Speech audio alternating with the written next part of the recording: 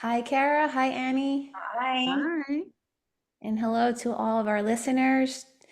Today we have with us Kara McCarthy Perry, and we have so much to talk about. I'm really excited to have you here with us today. And I'm really interested in hearing more about your professional, I guess I would refer to it as an evolution from having worked as a corporate attorney for over 20 years to founding a wellness company and becoming a yoga teacher, a laughter yoga leader and coach. So I invite you, if you would, to just share with us a bit about your journey and what sparked this path for you. Okay. It's always like where to begin. Do we go way, way back or just a little back? Yeah, so I for 20, over 20 years I worked at large firms and then I worked in-house at a pharmaceutical company for over 22 years. Um, and I I guess I should go back a little farther. I went to law school. I worked for 3 years, and I went to law school with the intent that I was going to do public interest law. I actually didn't want to go to law school. My dad was a lawyer, and I didn't want anything to do with big law and all that. But I was just going to go and do public interest and save the world. Like that was my mission. I did, especially around women's reproductive rights issues and things. Those were kind of my passions. And I went to law school and I loved being back at school. Like I'm a learner. I loved being back at school. I had given up an apartment in New York City. I moved back in with my mom to save money. I was paying for law school. So I was like doing this thing. Um, and and I really did enjoy it, the studying and everything. I did well my first year, and then you just get caught up. I think a lot of people do in that um, on-campus interviewing and kind of big firm. And like my first year, after my first year, I worked for a professor. It was the probably the lowest paying job I ever had and like my favorite job ever. Yeah. And then it was like the second year. And so I got caught up in that. I got married my third year. We were paying for the wedding. And so things kind of just I just kind of let things happen, Yeah. just the way that like a lot of people do, not with a lot of intention. And so I was always like, well, I'll stop this, and then I'll do something else and then I'll find the thing. And I volunteered, I did a lot of pro bono to kind of fill that, but it never really fulfilled it exactly. And so, as you probably both know, I think I've listened to the podcast and a lot of people, you've got that itch in you, and then it just becomes like you have got to scratch it, like it gets worse and worse and worse. And Yeah. so, for many years, if there was a period where I hired a coach, like a career coach, when my daughter finally made it into kindergarten, I was like, now I'm going to do the thing. Yeah. Um, and that never really came to fruition. I was incredibly grateful for my career. Um, I worked for some amazing people. I was able then to move to work in-house, which was much better for me personally, not to be with attorneys all the time. No offense against attorneys. It's None just, taken you know whatsoever. how we are. Yeah. And so I was able to live in the same town as my kid's school, and I worked for part-time for a long time. And I was able to I had a lot of conflict between what kind of mother I wanted to be and practicing. That's a whole other podcast. But Yeah. Yeah.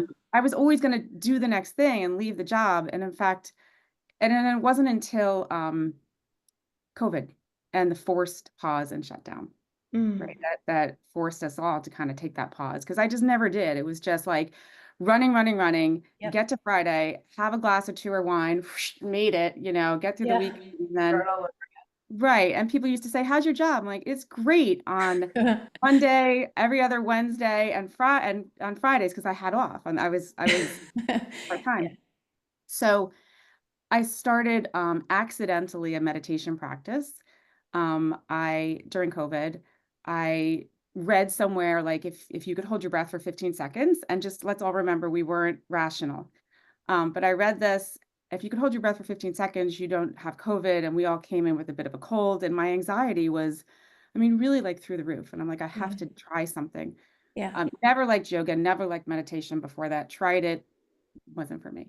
And so I just did that. And in those 15 seconds, I was just like, okay, now I'm okay. And then extended that to like 3 minutes. Mm. And I was like, okay. And then I think my phone started listening to my thoughts. and a meditation course came on, and I took that.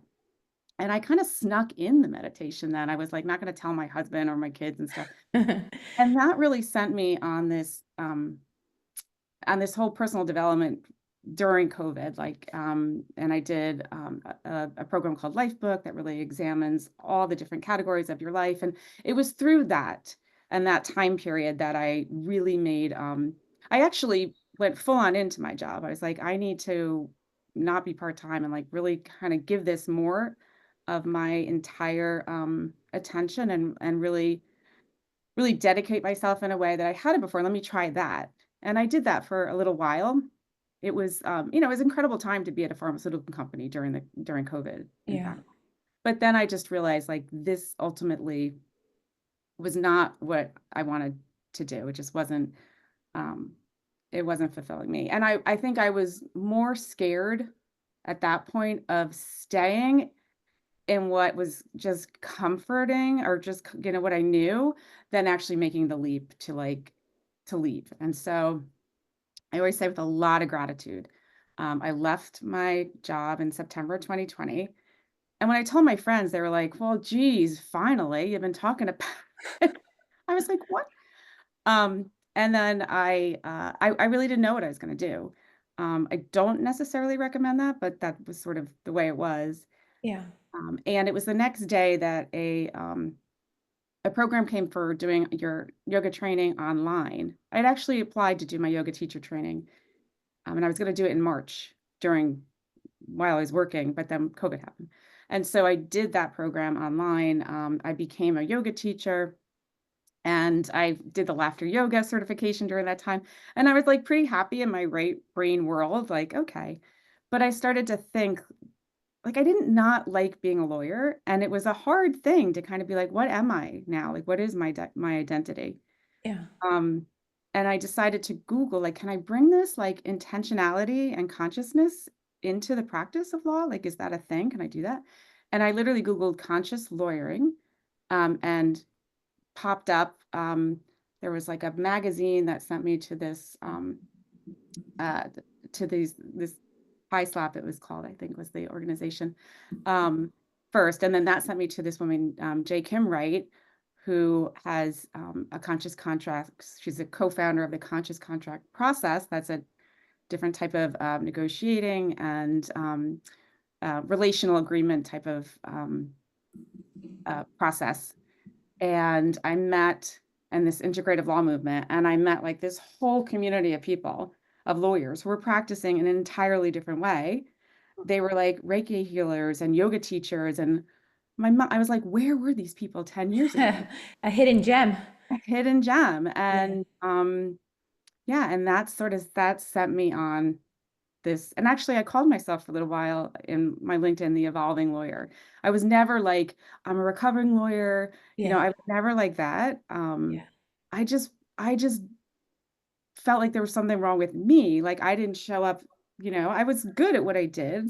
Mhm. Um, but yeah, but it just didn't feel all, I always felt like I was out of place, and the way that I approached negotiating and things. So it was really amazing to find a group of people that were more looking at the law as peacemakers and change makers and looking at their values and practicing from a place of that. And that kind of sent me along this road. That was the long story.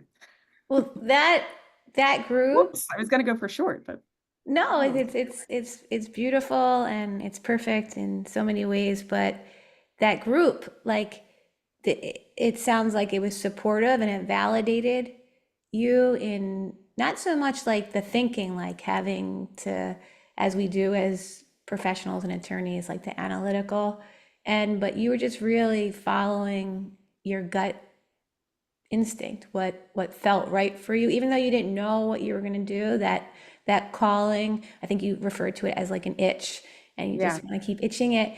But it sounds to me like it was very much organic, and that's what I love about the way you refer to yourself as the evolving attorney, because I was just speaking about this, like the one constant in life is that everything is always changing. And as lawyers, as coaches, as teachers, as human beings, we're constantly changing. So it's not that we have to look at it as, where am I going wrong? But we're just constantly evolving and learning and growing. So it seems like the wheels were already in motion. Like you were already, the momentum was there. You were going after something that was really, I don't want to say tugging, but calling for your attention. And then the pandemic hits, and it was like that forced pause Yeah. that I think was a blessing in disguise for you, for sure, for many of us in certain ways. But that's what allowed you to follow that path, to really dive in, to explore through the internet. Your phone picked up. I always say I have a love hate with our I devices, know. but like in this case, everything was kind of aligning and pointing in the direction that it sounds to me you were already headed. So At what point, Kara, did you feel like that itch going away? Like, I know that it evolved, and that was a beautiful story. But like, at what point were you like, okay? I remember with my business, like I Yeah. started during a little bit before COVID too, and like I remember that light going off of this is what I'm meant to be doing. I didn't know when I started it, but did a light go off for you, or how did that happen? I'd love to be like I had some Oprah Winfrey aha moment. I really I don't know that I did. I know that trying to think.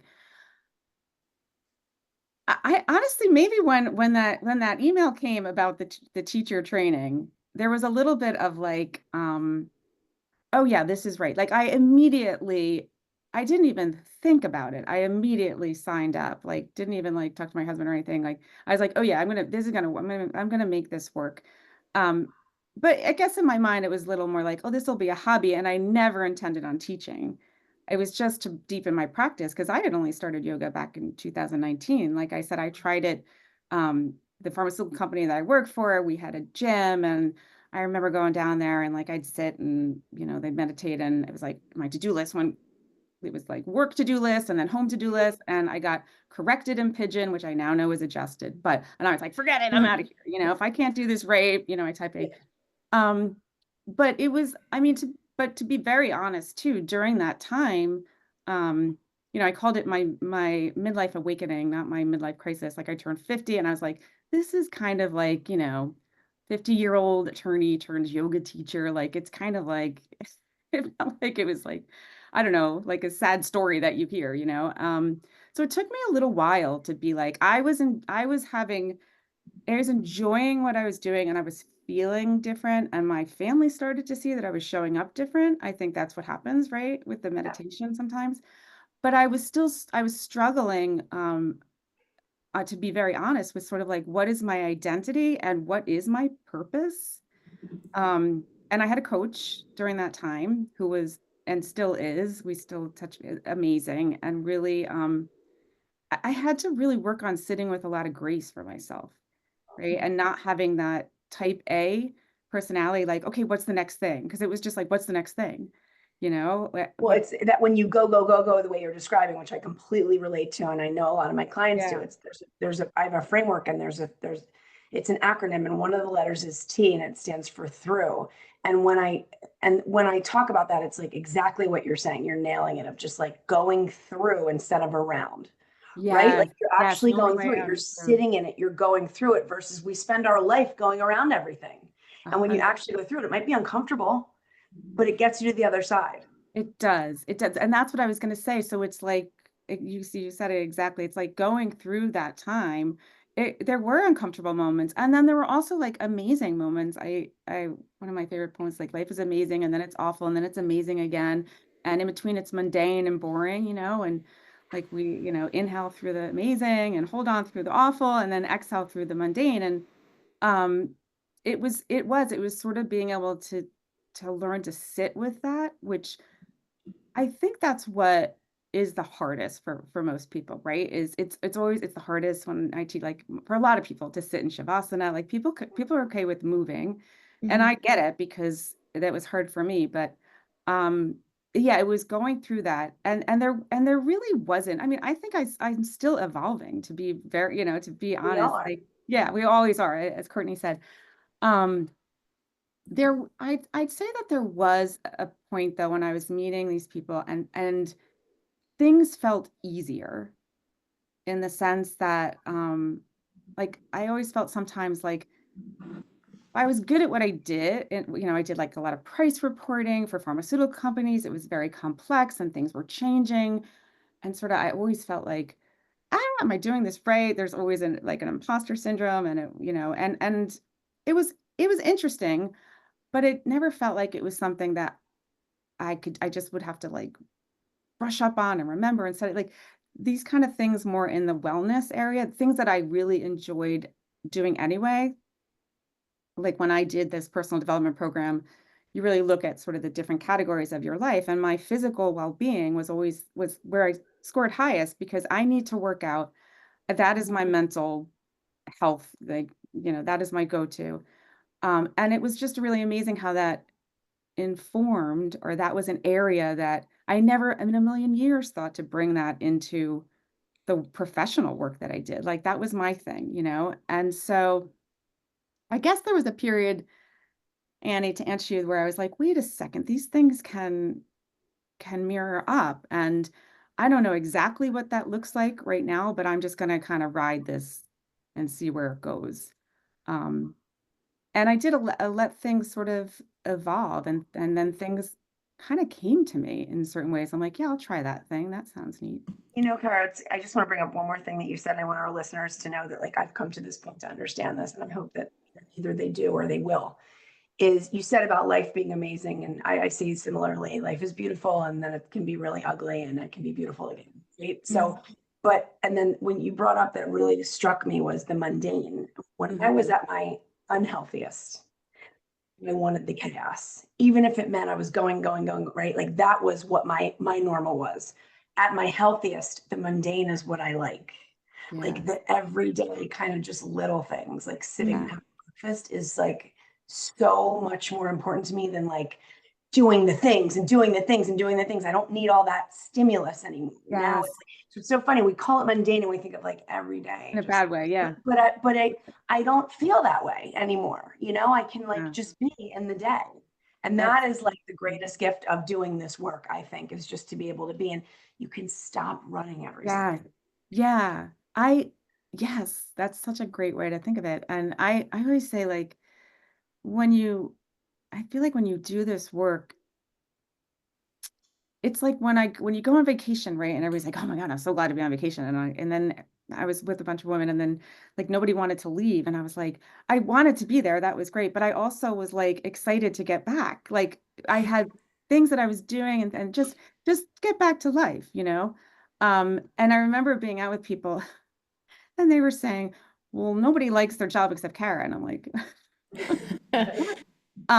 but yeah, but finding those what you said was amazing. Yeah, finding yeah, beauty in the little things because the little things often really are the big things, right? And we miss them with Yes. constantly going.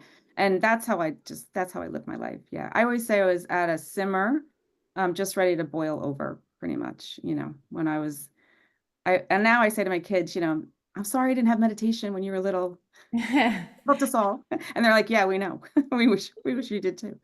I Um, I'm always saying get it into the curriculum like at yes. the level of preschool or Oh my kindergarten. gosh. Like it makes a difference, and it makes a difference in how we can manage the difficult parts. Like we say there's the beautiful parts, there's the ugly or the challenging parts. But what I love, what both of you are sharing is that being with, like, not, even if it's something that's mundane, or we notice that we're thinking about what's to come, being with it, and then also noticing, I speak from recent personal experience, not running from. Like, it's Mm, really easy to sit with, I find it, like, if everything, the mundane is like status quo, it's calm and pleasant, the unpleasant, like what doesn't feel good in the body or the mind, I'll speak from personal experience. Up until 1 hour before we started recording this episode, I was getting ready to go into trial, that I was picking a jury tomorrow. And I'm really good. I'm really good at the work that I do as an attorney. But in all of the juggling that I know the three of us do as professionals, as moms, as siblings, children, all the roles that we play, they're, like you said, we're evolving. Like trying a case right now, this period in my life, it doesn't mean I'm not going to work just as hard as I've worked 5 years ago, 10 years, 15 years ago. But we evolve and our priorities and the demands on us change.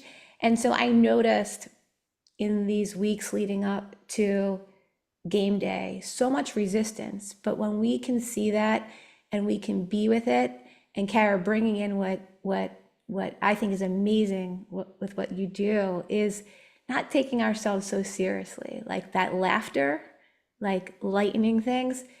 That is what, in my experience in the last couple of days, allowed me to sort of pivot to be like, okay, I got this. Like, I'm not going to fight where I am. We're going to be here with it, sit with it, and it takes a sort of like, it lifts some of that weight off of you so that you can fully show up. You can fully be in this moment, and you can get really good outcomes when you let yourself be with it. So I love this sort of interplay between evolving and being with and recognizing, but that sense of lightness that we can bring into the moment as well. Yeah. Yeah. I think, yeah, for me, I mean, the laughter and this idea of there's a coach, Jason Goldberg, who I've been doing his course on like metaphors and distinctions, and he has this this lighten up to level up, and I just love that idea. Using that in a way too that helps our brain actually also to really, to instead of the ego getting involved in when, especially when we're trying to learn new things, or like trying to teach students in the law school classes that I teach on mindfulness and wellness.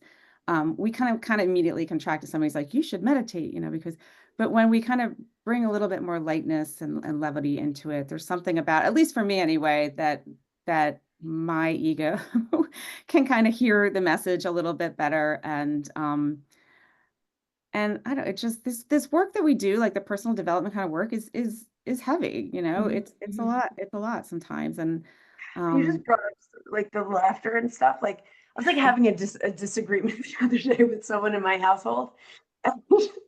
I was so annoyed, and I was like going to strangle that person, unnamed, and I just fell on the floor.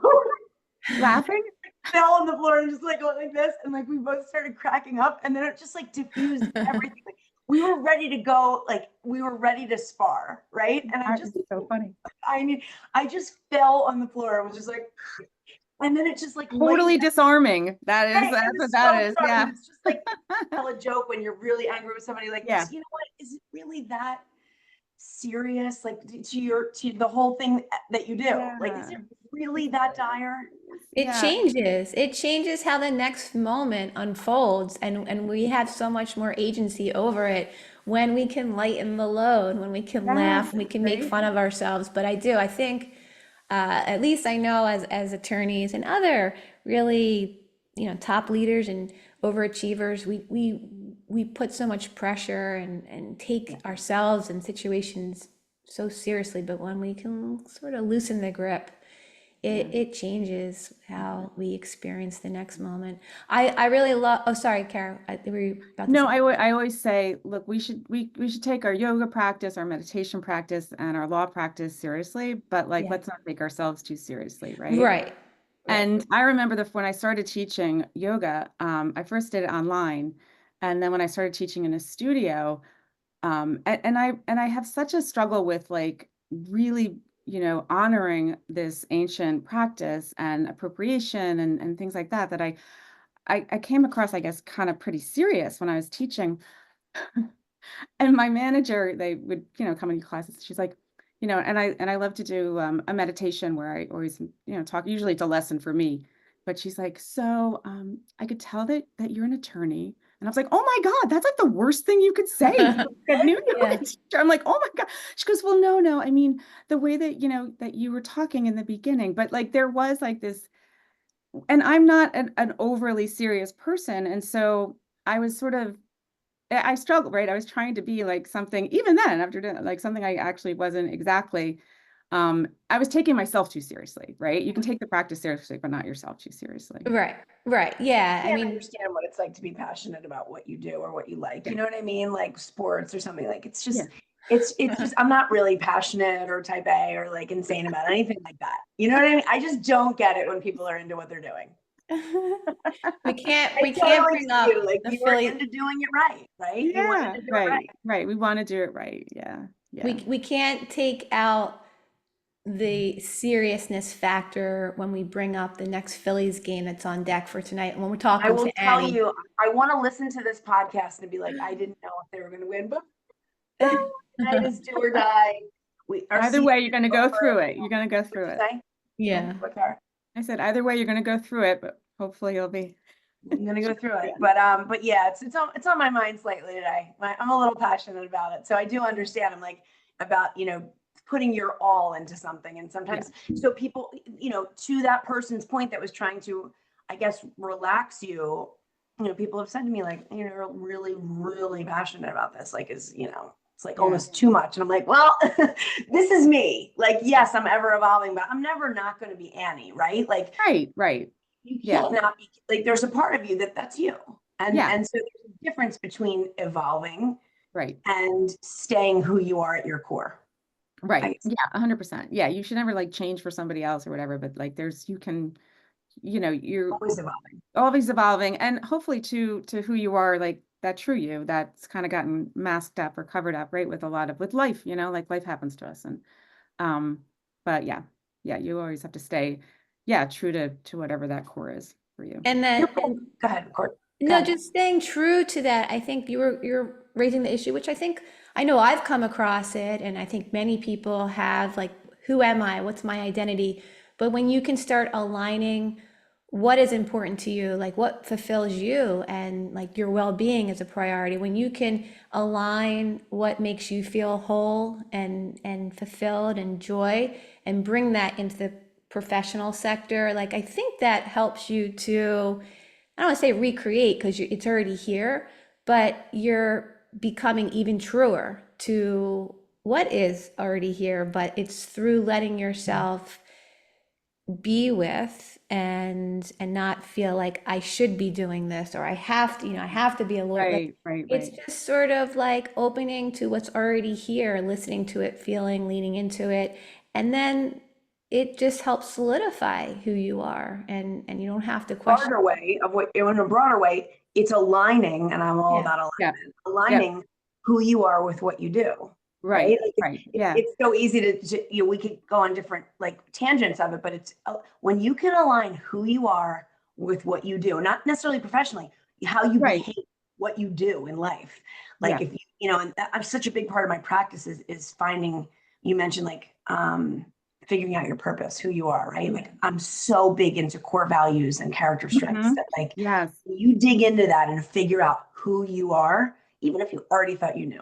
When right. you dig into this practice and figure out who you are, and then you can figure out how to bring who you are into things you do every day, that's like And perfect alignment to me. yeah, then yeah, I love that. And alignment, I always, so we teach that. I teach that. So Kim Wright, who I mentioned, who's written several books, The Lawyer's Peacemaker and Lawyers as Changemakers, and a trauma-informed book. But we teach a negotiation clinic that's based on this conscious contract process. And what the students do in the first part is they do that. They do the core value work. And we have them do a touchstone. So they do core values. They do a lot of reflective work on that. And then they get clear on sort of their vision and their mission. And then we have them do it together. And so this conscious contract process, not just about like knowing what your core values are too, but when people want to come together and like form a business or do a partnership or any kind of like agreement that they want to come together, we actually do that work also. So that, talk about alignment, like before spend all that money on a deal or drafting things, everybody wants just like the T's and C's of it, but there's a picture that we show of like a railroad tracks, right? And everybody's down building the railroad tracks, and then they get together and it's like, they're not aligned. Yeah. And so, but you have to do that work first. We have to teach the students and teach clients too that we work with in the clinic. You've got to do that work first to know what it is that how you're going to align to the things that come your way and that you want to do and choose. And so, yeah, I love that. So, I had to do that deep work. I wish that I had done that in way before. And I always say, I wish I had done that in law school for sure.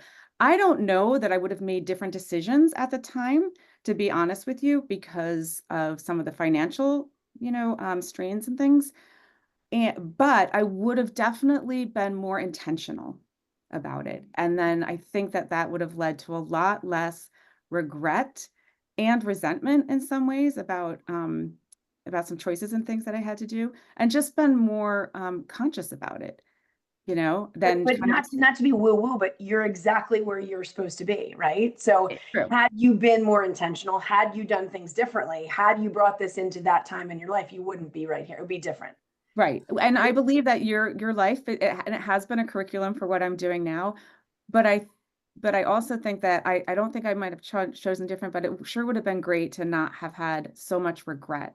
Like I was like, I had an offer from the ACLU to do an internship, and that regrets, I've had a few. I harped on that for so long, Well, that's the thing. I don't mean to be like coachy, but it's not the regret, right? That's a thing, but the Right. harping on it is what I would say. Like, let's talk about why that's where you're putting your energy, right? It's not that Right. you said no to it or couldn't do it, right? It's that you like it sat with you. It's like when Yeah. resentments, like my favorite quote is, if you want to be a slave, harbor your resentments, right? It's not the actual resentment, it's that you're a slave It's to that that. you carried it. Yeah, for Yeah. sure.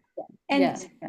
Speaking something the same. that's so wise that I learned, I was recently on retreat with two incredible teachers and the creator of the mindfulness-based stress reduction program that I teach, John Kabat-Zinn, and his son, Will Kabat-Zinn. Will said something so amazing and something that can really help us, support us in those moments when maybe we're noticing some regret or we're feeling bad about something from the past, or we feel like we should have made a different choice. But what's really helpful isn't so much about like having to let go of the regret, like we acknowledge it, but to recognize the conditions that were surrounding, like the conditions we were in at the moment. Like it's easier for us, or you, Kara, in the example you're giving, to be where you are now and look back, but we have to really consider the conditions we were in. And so it makes sense. It was aligned with where you are at that point. Again, we evolve, and maybe it's Right. not aligned with where you are now. But when you can kind of see that and give that a voice, like, okay, that they were the conditions, and that's why this played out the way it did. Right. But what I see so much excitement when I hear you talk about what it is you're bringing into the classroom, and what you offer your students. And I know, I mean, having been through law school and not having someone like you in my corner, what a gift it is to them to have you now and going forward. So I know that we're coming up on the time when we have to end our discussion with you, and I'm noticing some resistance to that. I don't want it to end right now. It's but been fun. but what's one piece of advice, if you could leave our listeners with a piece of advice, whether they're law students, whether they're professionals, whether they're people who are evolving, looking to make some type of transition, what is one small mindfulness practice or something that you learned from your coach that can help them to kind of gain clarity or develop more intentionality? Oh, that's a good question. I I think we've kind of covered it already in some ways. It would be to be more in the present moment. So much of our, our sadness and our regret is from looking, from being in the past, and then our anxiety from looking at the future. And it's just that that being in the present, you know, the ancient wise text that says, you know, yesterday was history, tomorrow's a mystery, but we call it today is a gift. That's why we call it the present. Yeah, And yeah, Kung Fu Panda is my ancient wise text. yeah. My son always loved to quote that, and it's one of my favorite things now. And bringing that humor, not taking things so seriously. I wish I could have told myself, my younger self, I would have told my younger self, look, it's gonna be okay. It's gonna be okay, and just don't take it so seriously. And even when it's not okay, you know, we all go through really hard things. Like I lost my mom like 2 years ago, um, and all these practices, this being in the moment, thank God I had those at the time. This laughter, being able to sort of like bring some levity even into those hard situations. It just, you know, it just helps us enjoy more what's in front of us. Like I those. can't believe you just said those words, like really quick. Like, I've done these exercises where it's like, what would you say to your younger self? Like if you were a little girl and you know, because Yeah. we've all been through stuff. And my message is always just whisper in my ear, it's going to be okay. Like that's all I just wanted. If I could just have that, you know, then everything would be okay. Like I just wanted to know it was going to be okay. So I try to like plant that in my kids' ears. Like I'm constantly, no matter what happens here, we're going to be okay. Let's Yeah. just go through this thing and then we'll figure it out. But like, I just want them to always know, like, you know what I'm saying? Yeah. Now, Yeah. now we have both of you saying that on recording, and we have audio and visual. So now I can just hit replay, and Yes, I can hear it exactly. over It's and going to over be okay. It's again. going to be It's okay. gonna be okay. It's gonna be okay. Well, thank you so much, Kara. Oh, Before we you wrap guys up, Really are special to great. get to know you, Kara. It Oh, was. you too. I love your energy, the laughing. It's one of my favorite things. So good luck tonight. Thank you. So, we My got so. brother's this. a Mets fan, but good luck. Oh, Oh, oh. I'm just rooting for and you. they're a good team, Kara. They're a good team, but the Phillies have a lot more grit. That's All what I'll tell right. you. So, All it this was great to meet you, and Oh, it was this has really been a nice. pleasure. I love your Kara, podcast. Kara, So, before we leave, can I just, I want, in case our listeners want to connect with you, what's the best way oh, for them to reach out to you to learn more about what you have to offer? yeah. So they can reach me. My website is justbrilliantlife.com. And I can give my email. Does that work? Sure. It's Kara, Kara, at justbrilliantlife.com.